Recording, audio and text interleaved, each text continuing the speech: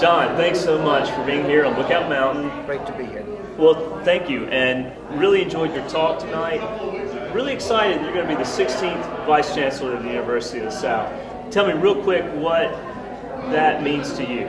It means a lot. I have spent my entire career at a small division of Lawrence College, and I would never have thought that after 34 years I would have much interest in making a move anywhere else, never mind taking on another presidency.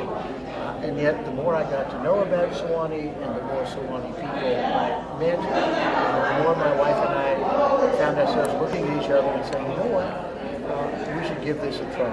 And everything that has happened since that moment of decision has simply reinforced, reaffirmed what turns out to have been, I think, a very good sense of making that move and making this connection. And we couldn't be more happy about it, and we couldn't be more excited about getting started. Fantastic. Let me ask, we know about Middlebury, and we know a little bit of your history. Tell me, where did you grow up, John? I grew up in a little town, what was then a little town, Frederick, Maryland, where a lot of Civil War history happened.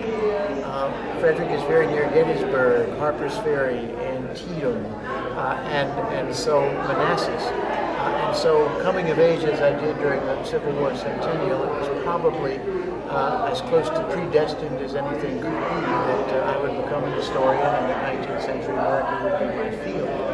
I also had a grandmother from Mississippi who told lots of stories about her father, who fought in the Confederate Army and was wounded at the Battle of Franklin. So somewhere in the distant past, there was something that may or may not have had it in mind eventually to draw us to Tennessee. But I grew up in a small town in western Maryland, went to Washington Lee, did my graduate work at Harvard, and then moved to Vermont. Fantastic. So what is it about Sewanee that appeals to you? And tell us a little bit about what you'd like to see for Sewanee during your tenure as the 16th Vice Chancellor. There were three things about Sewanee that persuaded me that this would be the right connection in the right time. And not necessarily in order of importance. It was an institution in the South where I have always had an interest, academic and otherwise. I'm a lifelong Episcopalian, and being drawn to a place with the particular history that Sewanee has was a great attraction. And third, I think Sewanee is a remarkably fine institution that needs to be better known and that needs to be celebrated for all of the excellence that it possesses. So that if I can bring to this calling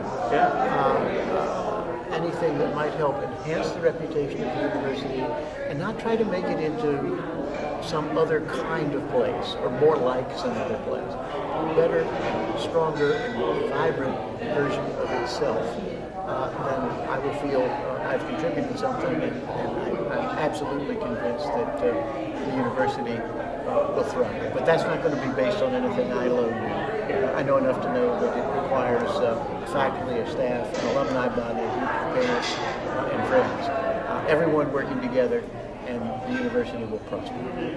You saying that is going to make alumni love you to death. And so let me just say on behalf of alumni, particularly those here in Chattanooga, we're delighted you're going to be the 16th Vice Chancellor. We welcome you to Chattanooga anytime you want to come here. So please come to any Sewanee Club event, and we'd love to have you. I think if you look at my record, you will discover that one of the things I've always enjoyed the most in a position like this is getting to know alumni, getting alumni involved, and joining with alumni to spread the word of this great institution. So be careful what you ask for, because I'm apt to be back. Sure. One quick question before we end. You were involved in this campaign to make the legal drinking age 18. What stands of that? What do you see happening with that now that you've stepped down and you're now devoting your efforts toward Sewanee? That's a very slow process. I will continue to be involved with that effort, though not in any formal or official way. I will stay on the board of Choose Responsibility. And I hope that once again becoming a sitting college president, I can broaden and deepen the Amethyst Initiative so as to involve other college CEOs, and perhaps also to get more students involved, more student affairs officers involved, more trustees involved, so that we can make it clearer than is now the case to our elected officials that in fact this law has had many unintended consequences. Those consequences have been largely negative, and that a law that says you may not drink until you're 21 and that under which those affected by it are routinely evading it is a law that needs to be questioned and challenged and in my view changed. Alcohol consumption is still taking place. It's simply not taking place in public. That's right. And so this law has forced it into the most harmful of venues. And my hope is that someday, somehow, we can persuade our elected officials to allow that consumption to come back out into the open and allow young adults to understand that normal human beings in normal social situations interacting with alcohol can learn to make responsible decisions. Fantastic. Again, we welcome you, we thank you, and appreciate your words tonight at this Sewanee Club of Chattanooga meeting. We are very eager to get started, and we look forward to getting to know the alumni body of this institution. We look forward to July. Thank you, sir. Appreciate it.